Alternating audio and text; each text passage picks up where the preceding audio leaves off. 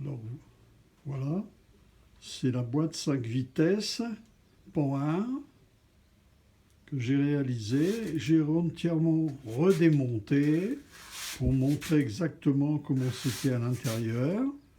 Voilà.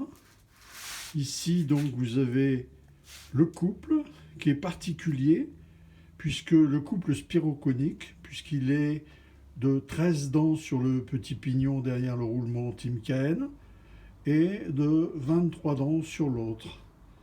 Donc le normal c'est 11-24. Voilà, donc ici il y a les 4 fourchettes au lieu de 3 sur la boîte normale. Là, il y a donc ici la fourchette de la 5e vitesse. Au milieu, donc, la 3e et la 4e. Remarquez qu'ils sont sur la même fourchette en bronze. Et puis ici, vous avez la marche arrière. Voilà la marche arrière. Et il y a ici la première, deuxième. Première, deuxième. Donc, que puis-je vous dire encore?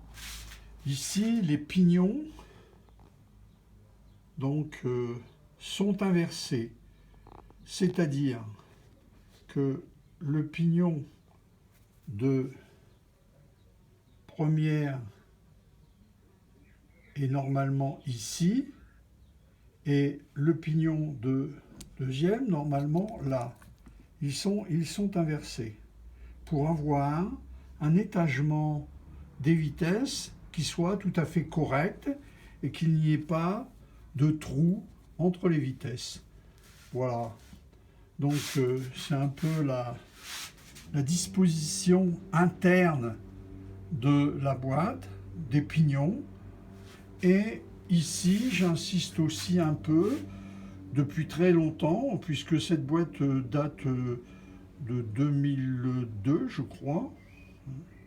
Je crois qu'elle date de 2002. Donc j'ai réalisé sur d'autres boîtes le même montage de roulements qu'on appelle des roulements à contact oblique, qui sont réglés sur les cages extérieures, ici, avec des cales, dans le boîtier qui se trouve ici. Hein. Les deux cages sont montées d'ailleurs. Voilà. Et il y a un joint à lèvres au fond pour chaque côté, c'est-à-dire ces côtés, ces croisillons, dont la partie cylindrique est réusinée, rérectifiée. Donc je reviens sur le montage des roulements coniques.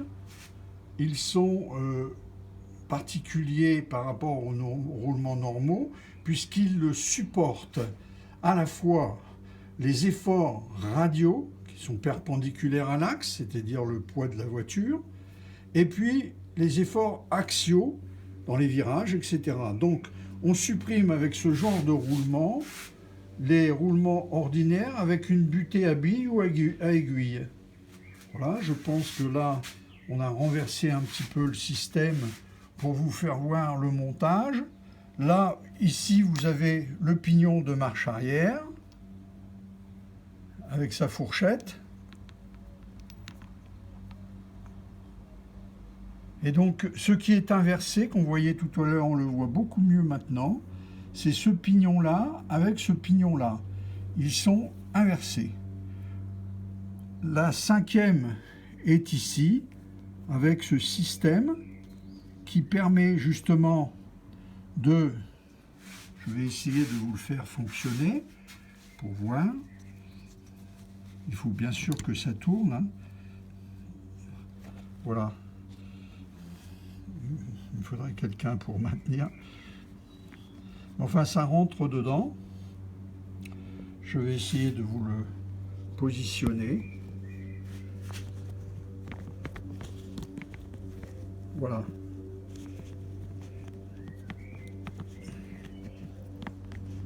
Voilà. C'est fait.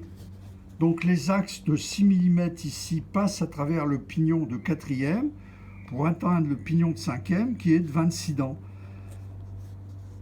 Donc le pignon de 4e remplace le pignon de 3e en prise directe. Voilà.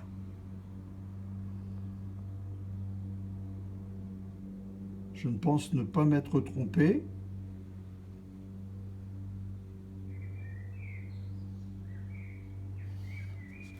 Ici, c'est la partie avant, donc il n'y a rien de spécial à dire, hein, sauf que j'utilise un roulement, un 6202, mais qui est avec un joint derrière pour l'étanchéité, ce qui fait que l'huile ne passe pas au travers, reste dans la boîte, alors qu'avant, il y a sur la queue ici un pas d'artillerie, pardon. Où est-ce que je suis là? Là, ici, il y a un pas, ce que l'on appelle ça un pas d'artillerie, qui est à gauche et qui renvoie l'huile à l'intérieur. Pour ce qui concerne le carter lui-même, je vous avais fait une vidéo. Il y a 2 échancrures de chaque côté qui permettent justement à la grille de pouvoir avoir une mobilité et une course en translation. Ici, cette partie-là a été usinée à la fraise justement pour pouvoir reculer les fourchettes.